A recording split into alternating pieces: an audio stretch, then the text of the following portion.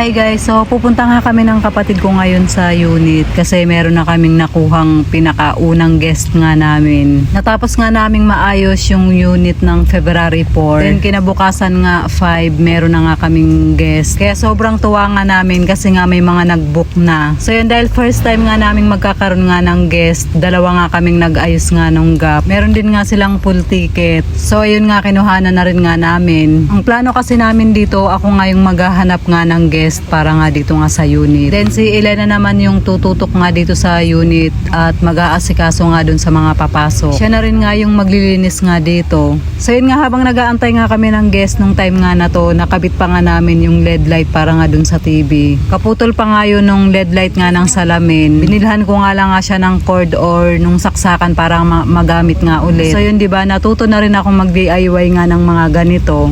So nung mga time din nga na to, meron din akong kausap na mga possible guest nga namin. Tinatanong nga nila kung meron nga daw room or merong harang yung kwarto nga. At anong klase nga daw lock meron nga yung pintuan. So yun, pinakita ko nga na sliding door lang yung pintuan nga nitong unit. Madami ding nagtatanong kung meron ba kaming extra mattress.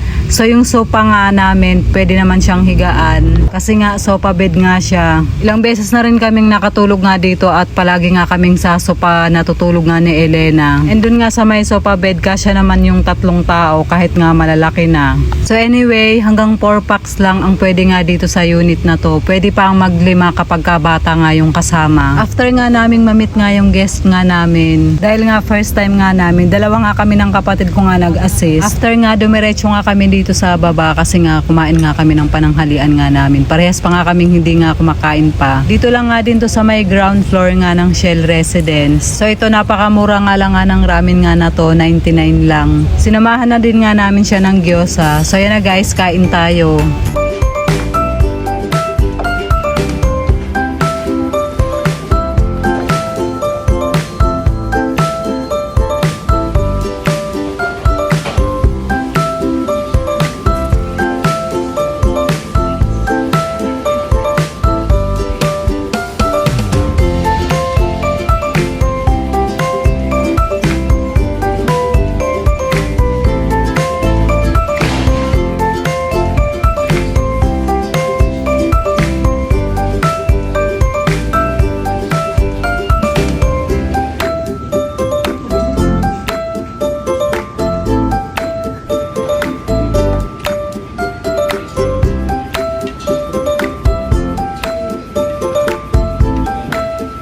Namurahan nga ako sa ramen nga na to and masarap naman siya. Meron din nga silang tag 159.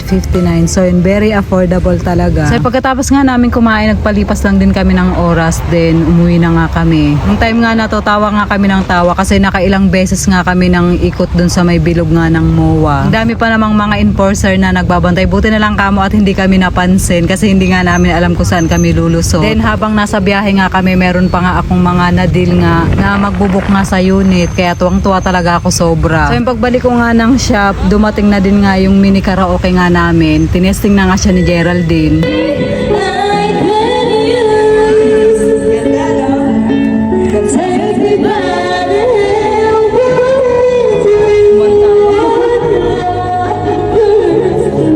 Ang ganda. Kaya kung ba staycation po dyan, ay karaoke na po kayo. Pwede na mag-inuman. Huwag lang So yun na guys, hanggang dito na lang po yung ating video for today. Maraming salamat po sa inyong panonood. Mag-iingat po kayo palagi. God bless and babush!